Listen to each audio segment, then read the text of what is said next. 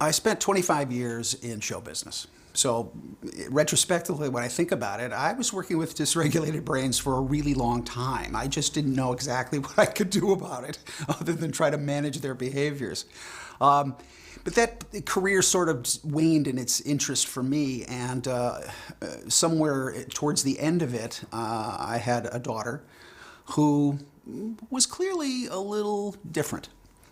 It's our first child, and her interactions with the world were just a little behind. Nothing that was overtly would sound an alarm, but we observed as parents there was something probably a little developmentally delayed in her, let's put it that way. So we got her into kindergarten, first grade, and all of a sudden the demands of life became much more apparent. Then her interactions with the world became more obvious to us, not so much when she was just hanging out with us at home.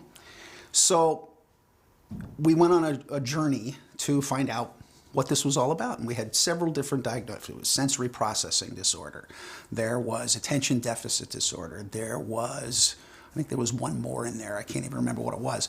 But we finally ended up with an autism diagnosis, the subset of which was PDD-NOS, which is frankly very evocative of my daughter. Pervasively developmentally delayed, not otherwise specified. We don't know.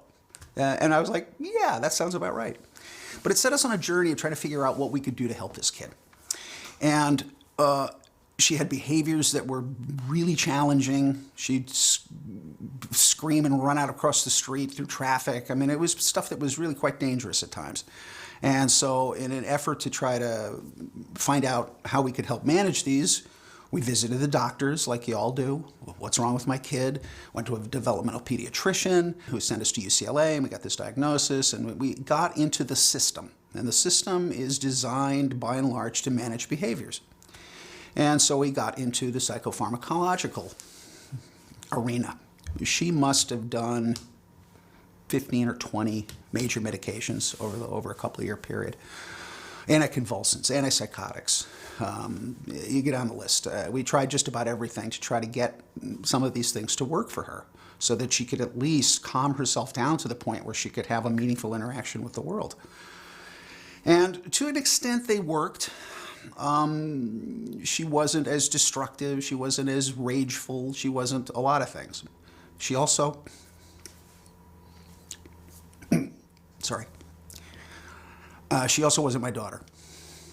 She was just this, it came very clear to us. We were at a holiday party at school, and all the kids are singing and they have little hats on and doing all this stuff. And my daughter was, oddly enough, right in the center and was staring vacantly out into space.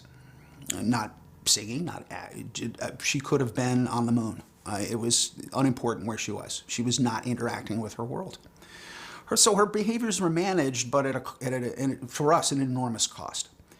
So we said, okay, this is not going to happen. I can't live like this. I can't live with this, what I'm doing to this child. I mean, the guilt, you saw me choke up a second ago, that's from my own guilt of what I did with the best of intentions. I mean, no disrespect to anybody we were involved with. Everybody is trying to find a solution for these kids and try to find what we can put together that's going to make them functional. And I said, okay, but this road of pharmacology clearly is not happening for us. The side effects are too profound, weight gains and lethargy and excessive sleep, and just to get on the list. Mostly it was that vacantness that distressed me so much, and distressed my wife. So a friend told us about this thing called neurofeedback. I'm like, what's that? Oh, it's just that they put these things on your head, it trains the brain. Okay, well, sure, we'll try it. We were trying anything. And I went to a couple of different practitioners. Joy Lunt, who's a veteran, has been doing this for 30 years. Shout out to Joy. We did traditional neurofeedback, QEEG guided neurofeedback. And we also fortuitously ran into another practitioner who did this different form of neurofeedback, this infralow frequency training, which is how I ended up getting involved with it. But suffice it to say, all neurofeedback works. They work in their own way. I mean, there are 5 or 6 major types of neurofeedback to quantify it, but they all work. The brain is an amazing organ.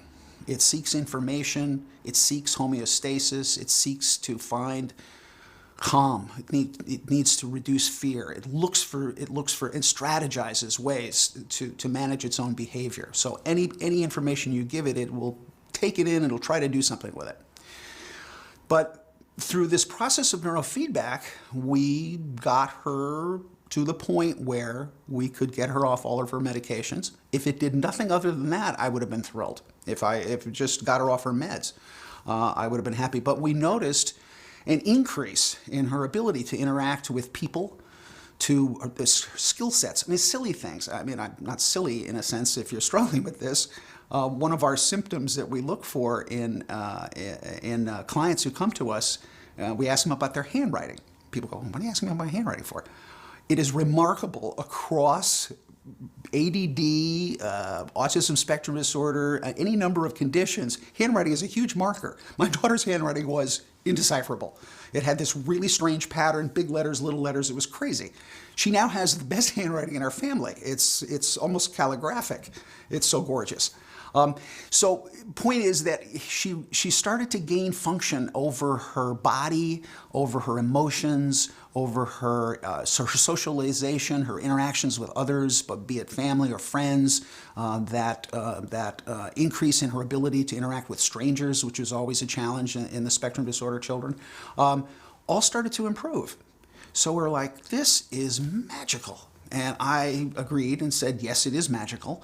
And this is something I want to be a part of. So that was my sort of transition, and I just easily left show business behind, and I said, oh, yeah, this is something that I can do now for probably the rest of my life, as I can imagine it, because it's an investigation into how the brain actually operates and how it interacts with the body, and what's the whole system about. This is the cutting edge of this. In here are the answers to lots of our questions. I responded personally to infralow frequency training because it deals in networks. The brain has several ways to look at what the brain does. The brain's primary job, let's back up for a second. The brain's primary job is to detect patterns in the world, sight, sounds, whatever, put them together into some kind of model that it understands, and predict the next second. It has to make a decision almost instantaneously. First of all, is this something dangerous? Is this something that's going to kill me? Because I think there's a common perception that our brain perhaps is there, our body is there actually to carry our brain around because that's its job. And I think it's entirely the opposite. The brain evolved over time to make sure your body stays alive. So it's in a weird way almost subservient to the body. So it makes decisions about what's dangerous and what's useful on a continuing basis to make sure that body stays alive and procreates. That's really kind of it. That's the job of life. Art, music, literature, that's all happy bonuses for our big giant cortex up here, but the primary job is to make sure that we continue to function. So neurofeedback works, you can think of any system or any organism is dependent upon feedback. One-celled creatures, amoeba, have feedback. They reach out to something. If it's either good or bad, and it makes in its own way. It doesn't even have a brain. It makes a decision organically to move forward or to retreat. Go all the way up to the higher animals like ourselves. We're making much more complicated decisions about what's interesting, not interesting, fear-making, what's appropriate response behavior in our system. So we're always dealing with feedback. Feedback is the nature of life. We couldn't exist without it. What neurofeedback does, well, is biofeedback. Some of you are familiar, if you ever had a mood ring, the first biofeedback device, it actually was measuring your skin temperature and would change the color of the stone in the mood ring. That's biofeedback. So you're getting a witness of something that's actually going on internally. You're getting a visible manifestation of it.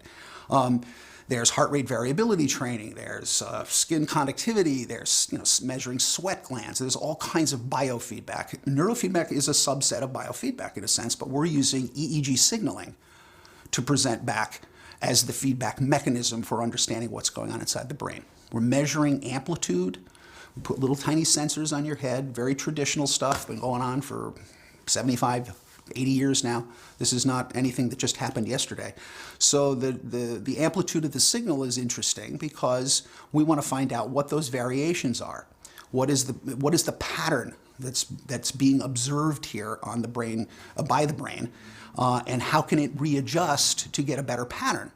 So it's seeking minimal energy expenditure. That's its basic goal. How can I get through this day, this minute, this hour, using the least amount of energy possible? The brain is a hog. It uses 20% of whatever hamburgers and green salads you want to put in your face. 20% of that's going right to your brain. It's very tiny, it's 3 pounds. So relative to your body mass, it's voracious. So it's always strategizing to try to minimize that expenditure and do the best it can. It's seeking calmness, it's seeking homeostasis, it's seeking balance. That's one of its prime functions. So by providing feedback in whatever manner you choose to provide it, you're giving information to that organ, the brain, so that it can make best decision. How do I approach that? The brain is sitting in the dark. It's reading digital information coming from your ears, your eyes, or whatever, so it isn't really interacting with reality as we perceive it. It's processing information. What we do in neurofeedback is give it specific, in the moment, targeted information on its function. What are you doing right now? Is that useful information for you or not? If it's not useful information, stop doing it. What we mean by that is what we present to the client is a change of pattern on a video screen, let's say. It could be auditory. So there'll be some flickering of a screen. A screen will get bigger and smaller. It's very obvious to the person sitting in the chair what's happening, but more importantly, it's obvious to the brain. Oh my gosh, that's me. It recognizes over a period of time. That's why the training takes a while. And I always characterize this, by the way, for anybody who's watching. It's not a therapy. It truly isn't. This is a training tool. This trains the brain in self-awareness and self-regulation. And the second being derived from the first. It has to become aware of its own signal, and then it will organically strategize a way to regulate, because that's its evolutionarily designed outcome. So we're presenting these variations in electrical signaling to the client sitting in the chair for their observation. Over a course of a few sessions, the brain finally recognizes, oh my goodness, that's me. The television isn't blowing up. That's actually my circuitry doing that. What do I need to do? What's the management I'm going to put in here so that'll stop? Because I'm spending energy. I don't want to every time because it's a pattern. I have to discern it. I have to make a judgment about it. Tying into that, is it dangerous concept? It's always paying attention to every single change of pattern it witnesses, awake or asleep. You'll wake up at a random noise in your apartment. If there's a smell that's unfamiliar to you, it'll bring you up out of a deep sleep. A sound in the other room, you're intently focused on something. What's that sound? It's out of you're driving down the street. I'll give you a classic example. The thing you pay attention to is not the cars whizzing by and the people walking in the street. Those are obvious. Your brain has already calculated those patterns in. That stupid muffler shop thing, that will get your attention. The guy flipping the signboard, for the telephone service or whatever. Those are the things that are going to draw your brain's attention because they're out of pattern. The most vital element for the brain is pattern recognition, to find out what out there is out of pattern. Is it dangerous? It's a very fear-based mechanism. Apologies for that. It's why we're the most successful animals. We're very, very good at threat detection. That has obviously bad consequences, let's say, for people who are victims of trauma or PTSD. Their threat detection is set way up here. So they're constantly in perceived threat mode. It takes an enormous toll on their body because they're pumping out adrenaline and cortisol and all the rest of it to try to compensate for that state. So what we're teaching the brain to do is recognize its own patterns, understand that it's its own, and then do your organic best to self-regulate. Neurons that fire together, wire together, a very common phrase known in neuroscience circles. And it's true. Your brain gets set into patterns that are comfortable. They may not be good for you, but they're known. Our job as neurofeedback trainers is to get the brain to recognize that those patterns are not useful and to kind of unwire them. The good news is the brain is plastic. Neuroplasticity, great thing to know about.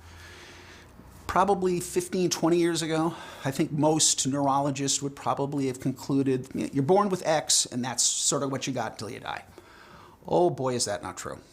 Your brain learns and takes in and gathers new information and learns new tasks and skills until literally the moment you die.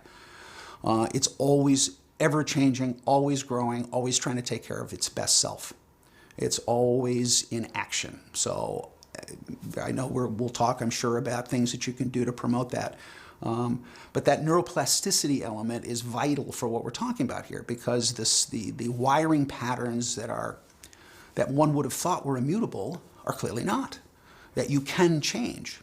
There's a tangential discussion to be had on placebo and all kinds of things. The willingness to change, the recognition that that's a possibility of change, I think is vital to promoting good brain health and bodily health for that matter. I mean, if you're 300 pounds and you're sitting on your couch eating French fries, if you have no conception that you can have a different life, it's going to be difficult. You have to be able to project and say, yeah, I can be healthy. I can eat better. So a lot of it is the personal buy-in from a cognitive level of the understanding that things can change. It's true for the brain as well. Who is neurofeedback best suited for? Absolutely everyone. It's a training. You would train your body. You can train your body. People do all the time. People need to know they can train their brain. Your brain can have better function, always. SEAL Team 6 uses neurofeedback not because there's not anything wrong with their brain. They know they can make their brain better. We're trying to encapsulate what we do in the metaphor of peak performance. This is performance training. It's not about correcting deficits or something wrong with you or something like that.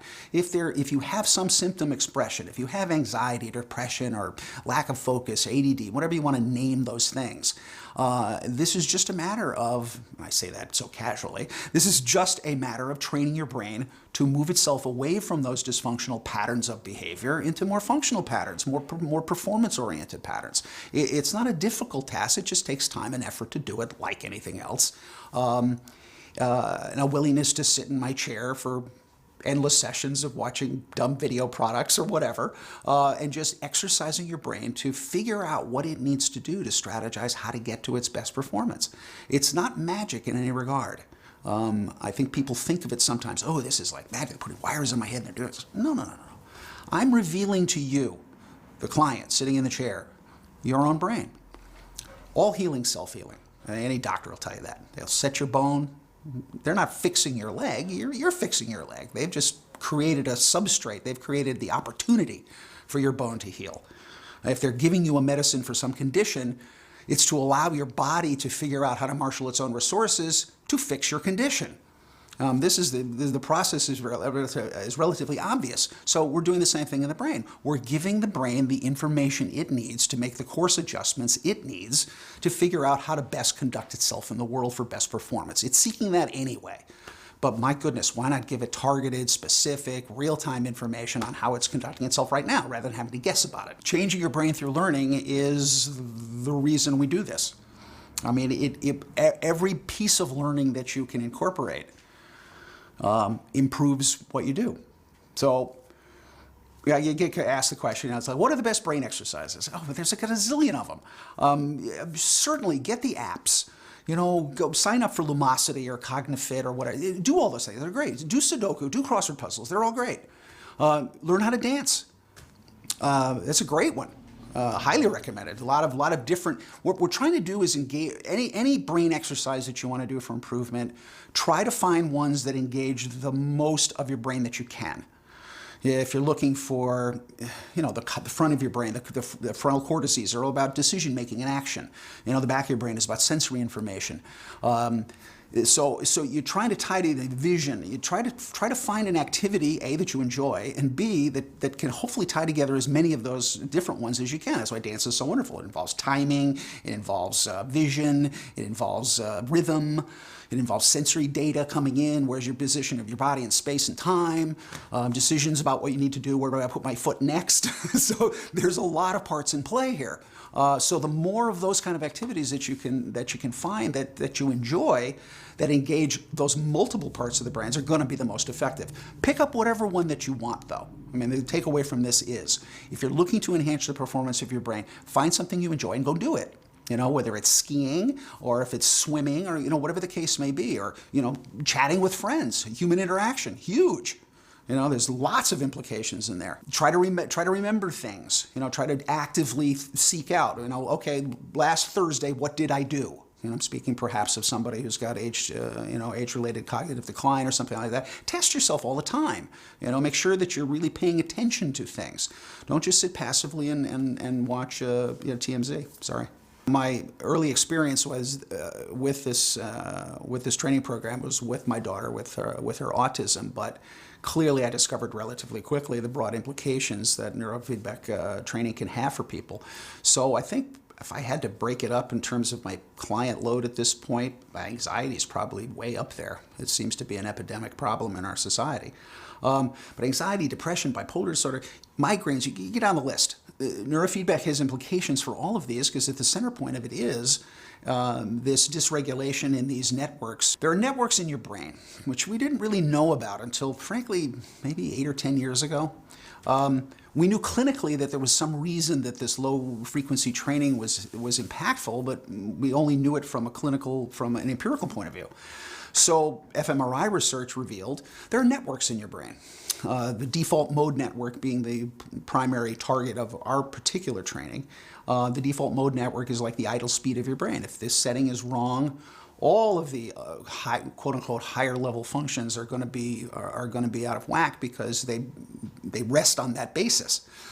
So this network function, this network regulation is vital. It's got implications for all kinds of things.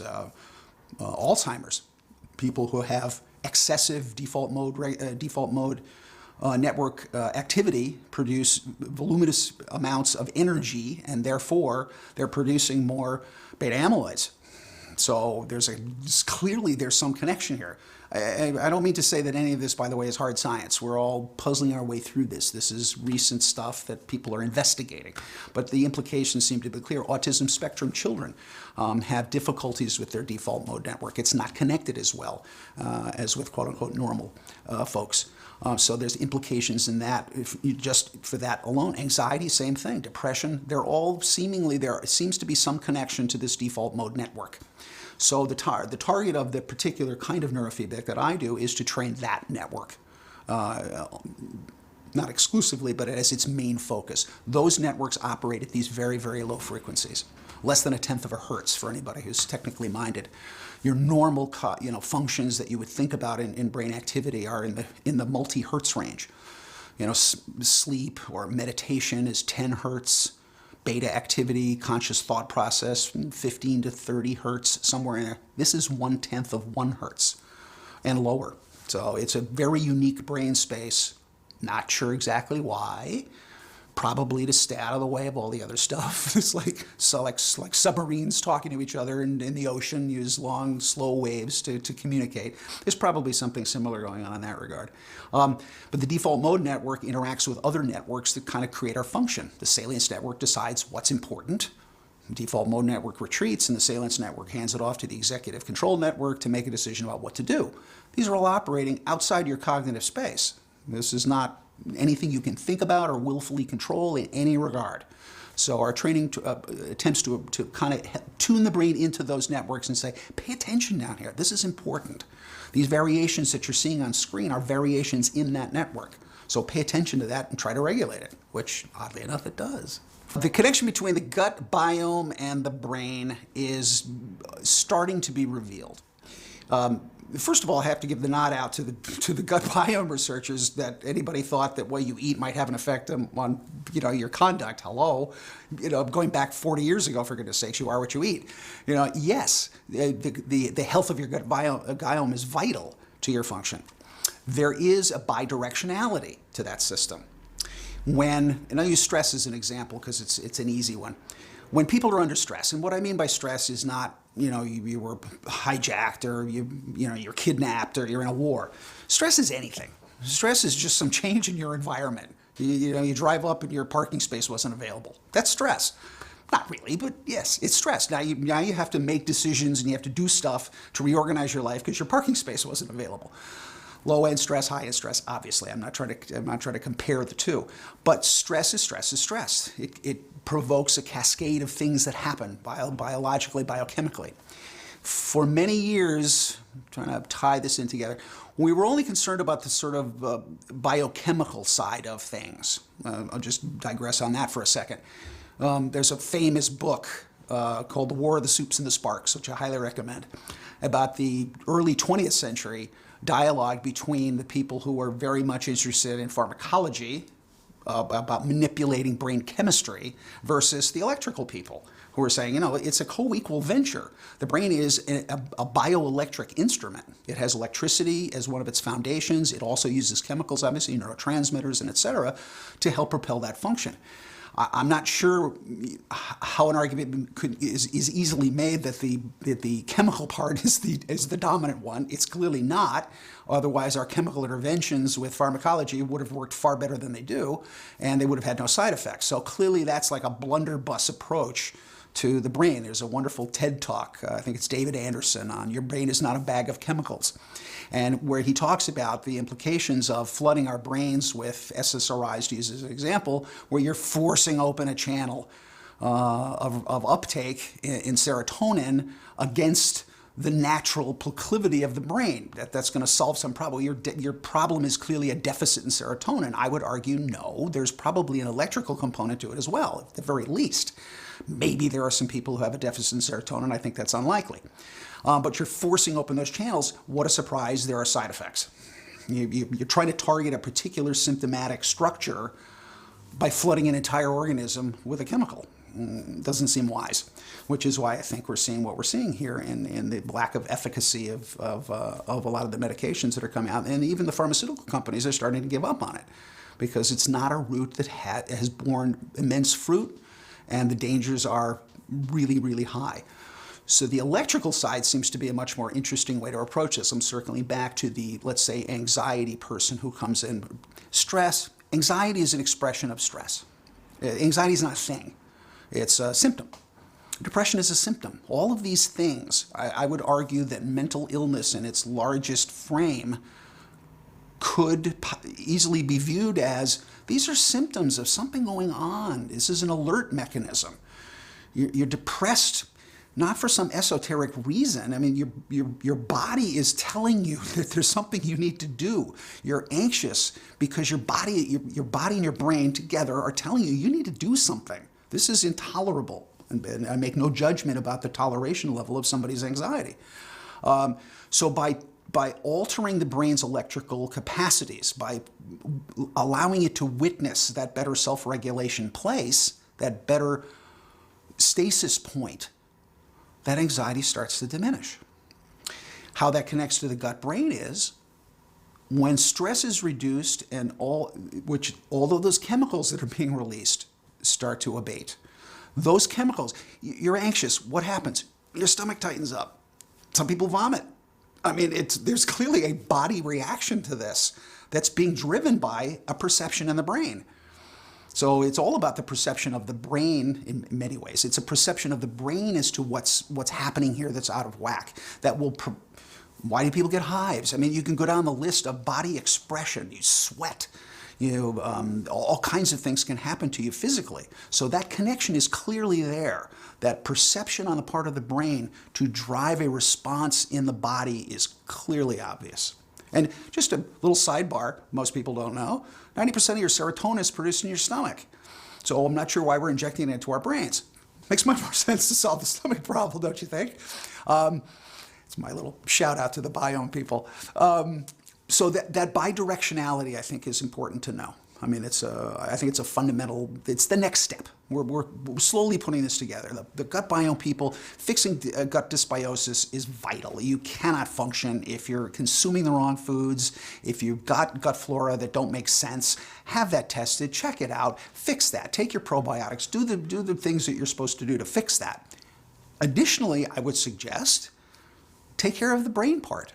Make sure that your anxiety, stress levels are managed by your brain. So there is evidence that increased stress and increased anxiety, let's say, will give opportunity for bad flora to flourish. So they're clearly, we don't know exactly all the mechanisms yet, but we understand that they're there.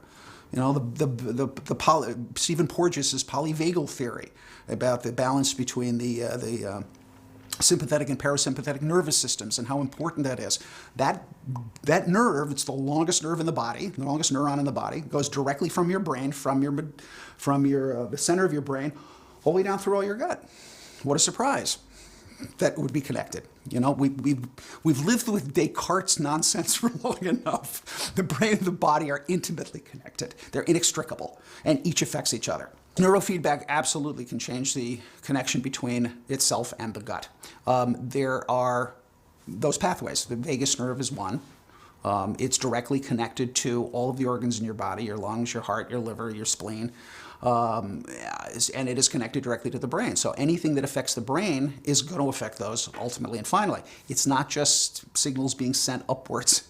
It is also signals being sent downwards. There's some research done on irritable bowel syndrome, where if you did a QEEG analysis of someone's brain and you can see the dysfunction or the dysregulation in their brain, you can almost predict, without knowing, that person probably has IBS. What a surprise. Autism spectrum disorder children. 3/4 of them probably have gut issues. Not surprising. The communication in their brain is not appropriate. They're not getting the right sensations to work with each other, so they're off. Not shocking. I can even extend it farther to their food choices. A lot of parents struggle with limited food choice from spectrum children.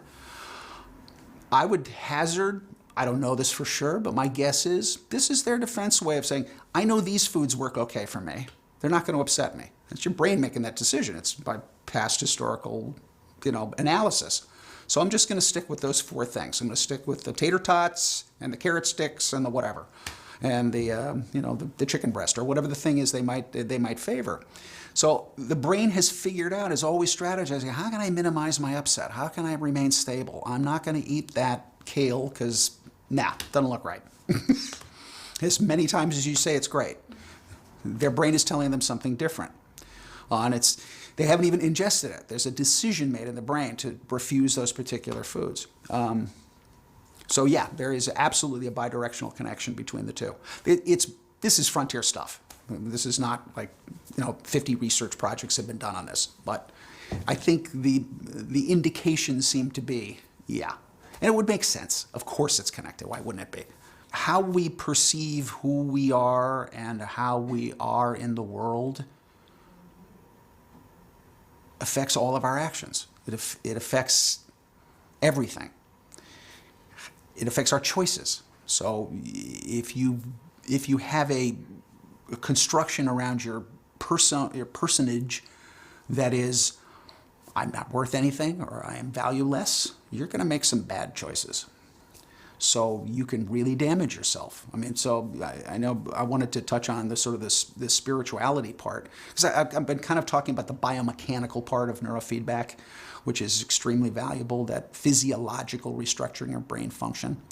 There's another kind of neurofeedback that I also use, which is called deep state training, which is about working in the alpha and theta ranges, which are more, I would characterize it as a more psychological form of neurofeedback. The alpha state is the meditation state. Ranges around 8 to 12 hertz, somewhere in there. Very easy place for most people to get to. Theta is a state much deeper than that. It's right before you fall asleep. We're depriving ourselves of sleep. Let me just say it that way. As a culture, we're setting up a culture right now where we are being dominated by push notifications, FOMO, fear of missing out. It's really ruling us. We're not taking the time. Maybe it's because it's new. Maybe it's part of our biology that, we're always on the guard for the new thing. So maybe there are issues to be explored in there. But I think there's a psychological issue in it too. That fear of missing out is leading us to overload our system with way too much information. Your phone has more computing power than the original computers that went to the moon. I mean, it's astonishing what that little device is. It's good and it's bad. People say, oh, is technology good for me or bad for me? Well, it depends on your perspective. It can be incredibly useful for you. There are wonderful apps and opportunities out there and information to be had. Comes time you have to turn it off. Don't keep it at the dinner table. Don't keep it on your bedside table. There's a place and time for that kind of instantaneous connection with reality. There's a much more important place that is being neglected of time for self, of time for just being quiet inside yourself and allowing yourself to resonate with your own inner being, whatever that may be, and finding some answers for yourself. The answers aren't out there. The answers are all in here. You can get information out there, and then you got to process it, internalize it, and make something of it, but the answer is always inside you. So the time for space, the time for distance, the time for reflection is all vital. I don't call it spirituality in a sense, but that deep state training that we do in neurofeedback taps people into that separation from everything. You put an eye mask on. You're listening to tones that are telling your brain when you're in the right space. So it's not like you have to learn a mantra, you have to figure it out, you have to go to a guru. No, this is you listening to yourself. Oh, that's the space, all right. And I'm getting a little tone, it's okay. And after a while, the loop starts to form of this is the space that I find desirable. And the effects on the people are so profound that they want to do it again and again because it's glorious. There's a psychological transference that happens in that state, which I find kind of fascinating. The meditative state, the easy enough one to get to, the kind of, yeah, I'm drifting, I'm feeling good, whatever. But that theta state, that deep one, that's really hard to find. I'm going to circle to that about the sleep quotient because in sleep, that's where a lot of that happens. That theta space is where all that Jungian symbological, I don't know what that is, gets put down and memorized, but you don't know what it is. So the space of alpha theta allows the brain to process that and turn it into a narrative that's understandable.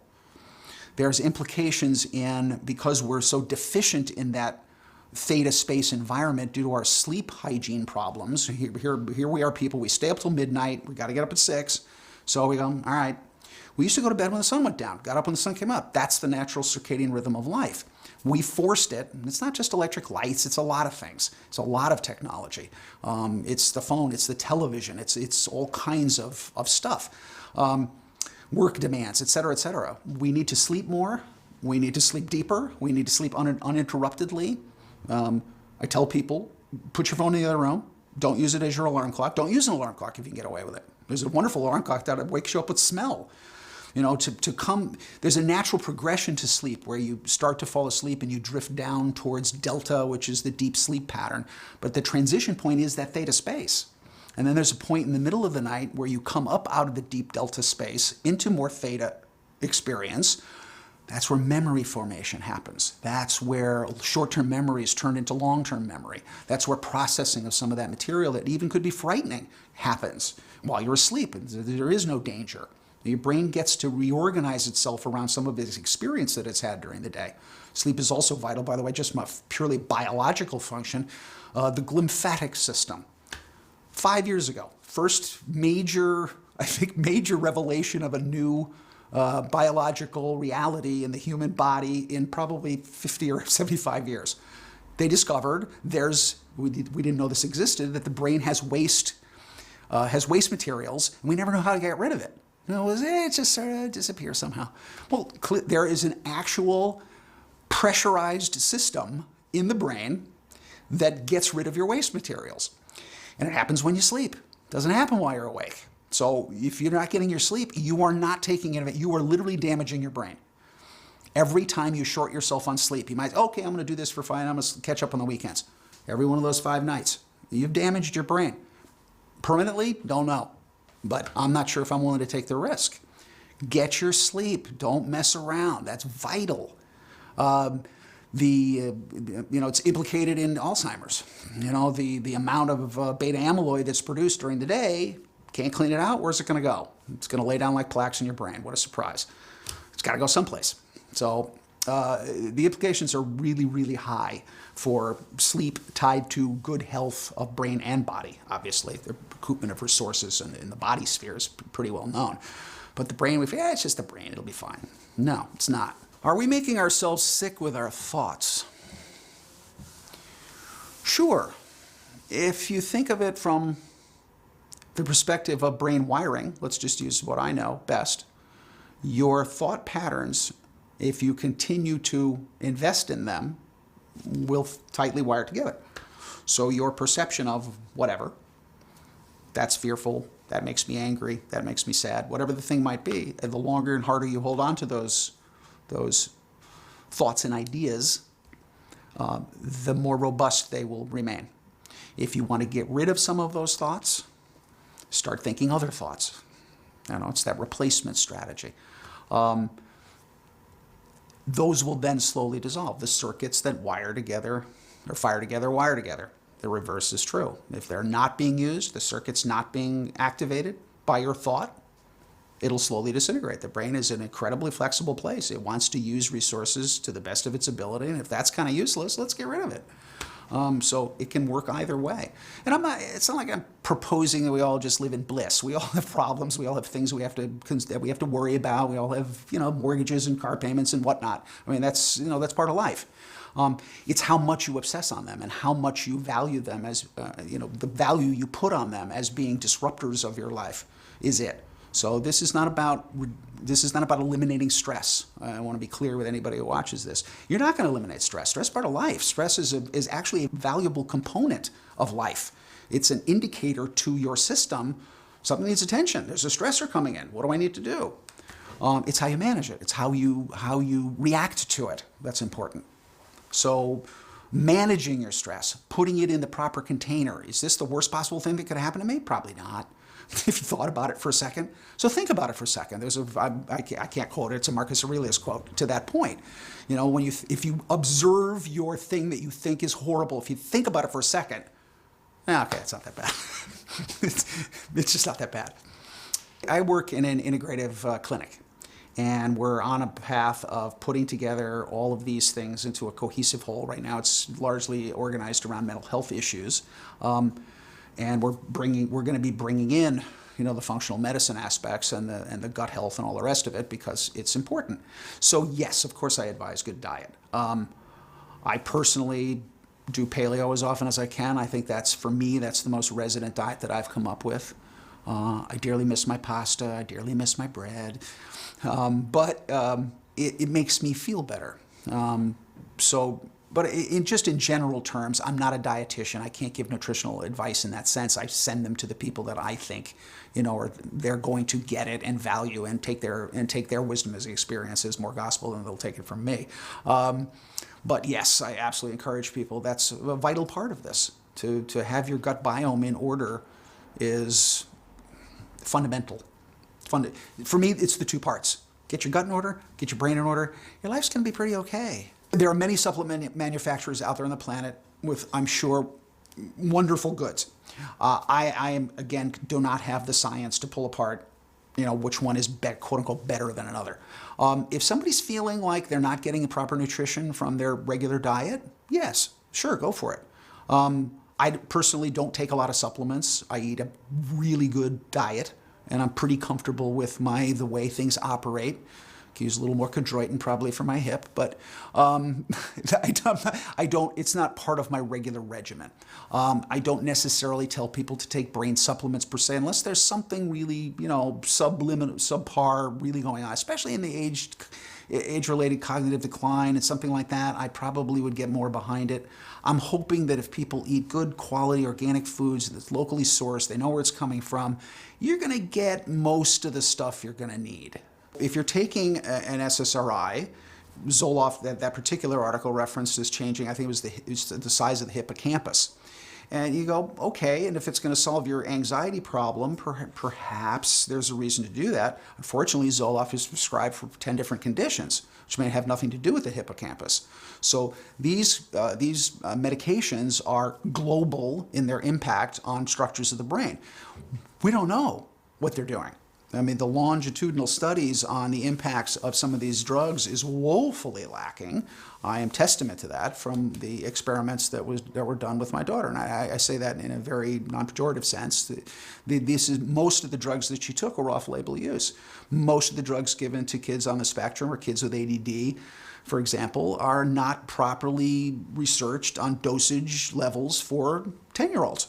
They're just not. There's no data on it at all, so it's complete guesswork. Wow. That's the one that kind of blew me away, because we all assume these drugs are, well, they're safe. No, they're really not. They're really not. Some of them we don't even know that. I tell the story about aspirin. They just figured out about 10 years ago how aspirin works. We've been handing it out for 150 years.